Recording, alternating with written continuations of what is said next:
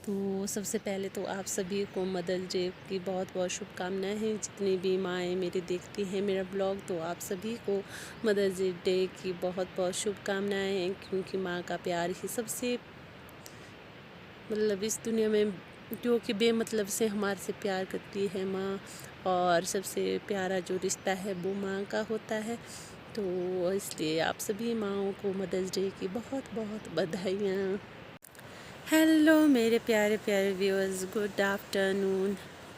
सबसे पहले बता दीजिए आप सभी लोग कैसे हो। आशा करती हूँ कि आप सभी ठीक होंगे और मैं भी ठीक हूँ। जैसा कि आपको पता है कि मैं हिमाचल प्रदेश के डिस्ट्रिक्ट कुल्लू की हरी भरी वादियों में रहती हूँ। और आजकल यहाँ मौसम भी बहुत अच्छा है। नीचे बाज़ार में या शहरों में तो बहुत ज़्यादा गर्मी होगी, हमारे यहाँ तो बिल्कुल ठंडा मौसम है।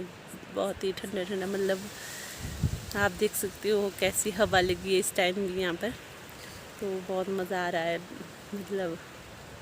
बिल्कुल ठंडा ठंडा है। मैं एक पेड़ के नीचे बैठी हूँ, देखिए, और मेरे पीछे का व्यू आप देख सकते हो, बहुत ही प्यारा है।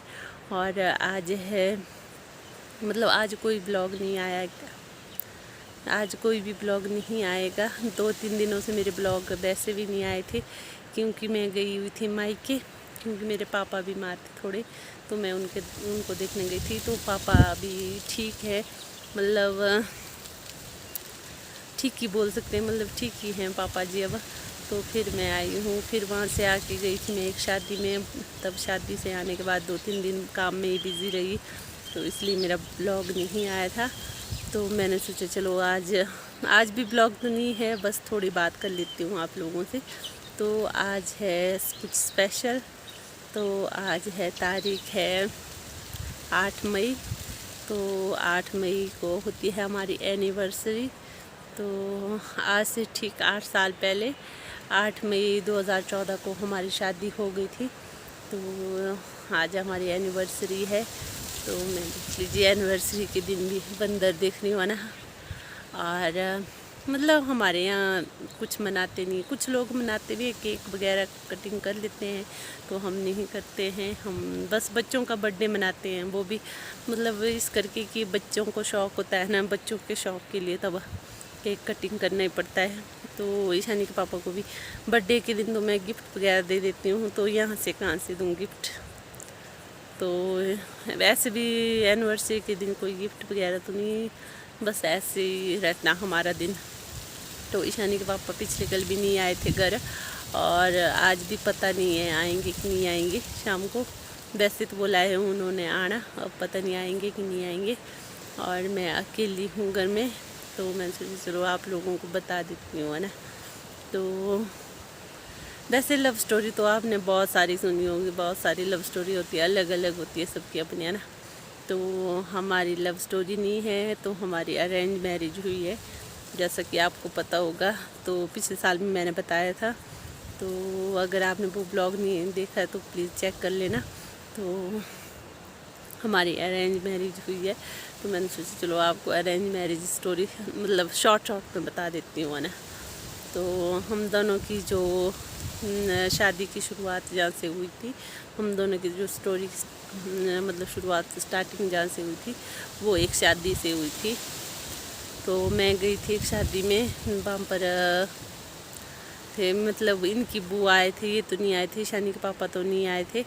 तो इनकी बुआ जी मेरी बुआ सास आए थे। तो उन्होंने मेरे को वहाँ पर देख लिया था, तो उनको मैं पसंद आ गई थी, बूजी को। तो फिर उन्होंने अपने घर में बताया, जैसे इनके घर में, शानी के पापा के घर में, आम जी पापा जो दादा दादी के वहाँ। तो फिर इन्होंने मेरी मासी से बात की, जिनके वहाँ मैं शादी को गई थी, मेरी मासी के बेटे की शादी थी। तो उन्होंने मेरी मासी के वहाँ बता दिया, तो मासी ने मेरे घर में बोल दिया। और इस तरह से हम दोनों की जो घर वाले थे वो तो राज़ी थे। फिर आई हम दोनों की मिलने की बारी। तो हम दोनों मिले हैं 20 नवंबर 2013 को। तो 19 नवंबर को इनका बर्थडे आता है, 20 को मिले थे हम। तो हम मिले थे 14 मील में। मतलब पतली कुल तक आए थे हम। वहाँ पर ये हमारे को ले जाने आए थे ईशानी के पापा। ईशानी के पापा मेरे जो मासी के बेटे हैं तो वो आए थे, और एक इनके धर्म भाई, ईशानी के पापा के धर्म भाई, और एक मेरे देवर जी, 4 जने आए थे। और मेरी भतीजी आई थी मेरे साथ, मेरी फ्रेंड भी है, वो भतीजी भी है, मेरी उम्र की है वो भी। तो फिर हम मिले थे, वो ले गए हमारे को 14 मील। तो फिर जब मैंने ईशानी के पापा को देखा ना, तो मैंने अपनी फ्रेंड के वहाँ बोल दिया मेरे को इनसे शादी नहीं करनी है, क्योंकि ये थोड़े काले हैं, तो मैंने मना कर दिया। तो मगर जैसे ही मेरे को मतलब जैसे ही इन्होंने मेरे साथ बात की तो मेरे को अच्छे लगे। मेरे को ना इनकी सबसे ज़्यादा जो अच्छी बात लगी कि इन्होंने मेरे साथ लोकल में बात की, जो हमारी ये कुल्वी लैंग्वेज होती है ना, तो इसमें बात की, तो मेरे को बहुत अच्छे लगे। और मैंने इनके हाथ देखे ना, तो हाथ इनके फटे हुए थे, मतलब काम करके कैसे होते रुखे सूखे आता है ना, तो वैसे थे इनके हाथ। तो मेरे को लगा नहीं, चलो लड़का काम करता है भैया ना। और फिर हम थोड़ी देर बैठे वहाँ पर इन्होंने हमारे को कॉफ़ी वगैरह पिलाई। तो फिर आए हम वापस। तो फिर इन्होंने वहाँ पतली कुल पहुँच के वहाँ पर छोड़ दिया इन्होंने हमारे को। वहाँ पर पहुँच के इन्होंने एक मिठाई का डब्बा भी दे दिया हमारे को। तो फिर हम चले गए घर। तो घर में पापा ने पूछा कि भाई तब कैसे लगा, मतलब अच्छा है लड़का नहीं है।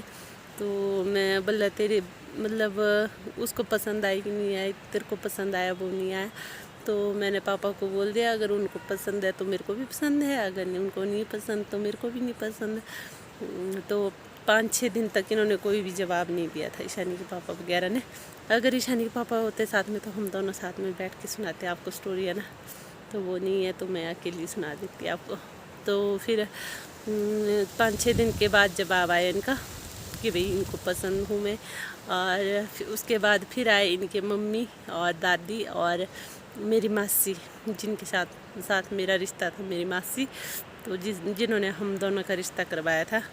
तो फिर वो आए हमारे वहाँ तीनों मेरे को देखने, और इनको भी मैं पसंद आ गई। और उसके बाद पता है आपको, इनके घर से ना कितनी बार आए मेरे को देखने, कभी कोई आ रहा है कभी कोई आ रहा है। उसके बाद आए फिर इनके जो अंकल वगैरह आंटियाँ वगैरह सारे आए देखने। तो फिर उनको फिर से पसंद तब उनको पसंद आ गई। तो फिर हमारी एंगेजमेंट हुई है 23 जनवरी 2014 को।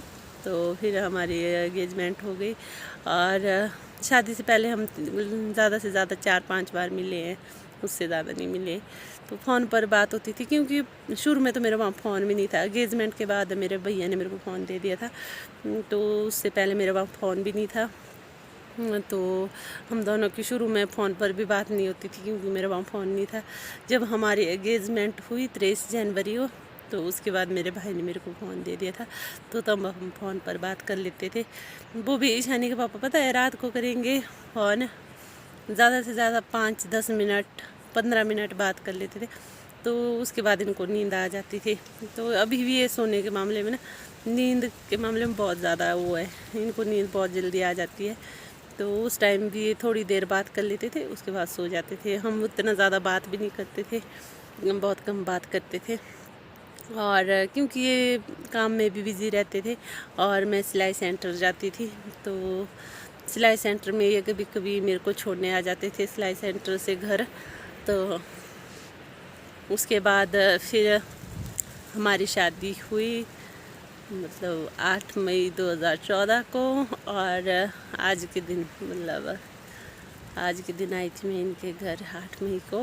और मैंने बोला है उनको एक क्लिप भेजने के लिए, मतलब हमारी जो शादी की क्लिप है थोड़ी, जैसे मतलब जो विदाई का पार्ट है, तो वो बोला है मैंने उनको भेजने के लिए। अगर उन्होंने भेजा तो मैं इसके साथ अटैच करके फिर वो वीडियो बना के फिर मैं अपलोड कर दूँगी, अगर भेजी उन्होंने तो। क्योंकि जो हमारी शादी की जो केवल DVD वगैरह वो सारे नीचे ही है, तो नीचे मतलब द्वारा में, तो वहाँ पर है। अगर उन्होंने लाई तो वो अगर घर आए या उन्होंने भेज दी मेरे को क्लिप वगैरह वो करके, तो फिर मैं इसको वीडियो बना के फिर मैं आपको दिखा दूँगी। अगर नहीं भेजा तो फिर इतना ही। तो आज का कोई ब्लॉग नहीं है।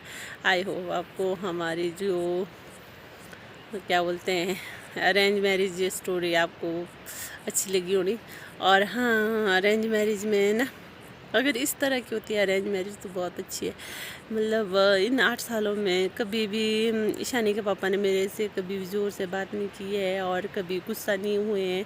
मैं हो जाती हूँ कभी कभार गुस्सा, तो वो कभी गुस्सा नहीं करते हैं। और हम दोनों कभी रूठ के भी नहीं बैठे हैं 8 सालों में। अगर मैं रूठ जाती हूँ ना बस 5 मिनट, उससे ज़्यादा मैं नहीं रूठती हूँ।